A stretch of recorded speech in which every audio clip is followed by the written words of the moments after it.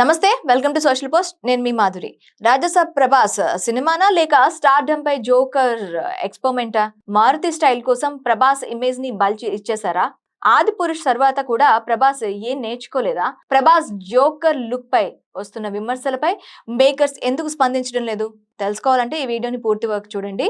అలాగే మా ఛానల్ ని సబ్స్క్రైబ్ చేసుకోవడంతో పాటు ఈ వీడియోని ఫార్వర్డ్ చేయడం అసలు మర్చిపోద్దు. పాన్ ఇండియా స్టార్ ప్రభాస్ ఒకప్పుడు ఆయన లుక్ అంటే పవర్. ఇప్పుడు అదే లుక్ చూస్తే పిటి అనిపిస్తుంది. అవును, ది రాజా సాబ్ నుంచి బయటకు వచ్చిన జోకర్ లుక్ చూసి ఫ్యాన్స్ ని కాదు, న్యూట్రల్ ఆడియన్స్ కూడా షాక్ లోకి వెళ్ళిపోతున్నారు. ఇది ప్రభాస్ సినిమా అయినా స్టార్ హీరో లుక్ ఇంత చీప్ గా ఎలా ఉంటుంది? డైరెక్టర్ ఏం చూపించాడు, ఏం చూపించాలనుకుంటున్నాడు, ప్రభాస్ ఎందుకు ఒప్పుకున్నాడు అన్న ప్రశ్నలు ఇప్పుడు సోషల్ మీడియాలో మోత మోగుతున్నాయి.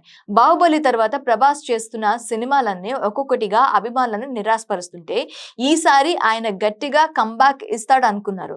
కానీ రాజాసాబ్ జోకర్ లుక్ చూసాక ఇది కంబ్యాక్ కాదు, కన్ఫ్యూజన్ అని తేలిపోయింది. డైరెక్టర్ మారుతి స్టైల్ ఎప్పుడు లైట్ కామెడీ, కానీ ప్రభాస్ ఫ్యాన్స్ కోరేది అది కాదు.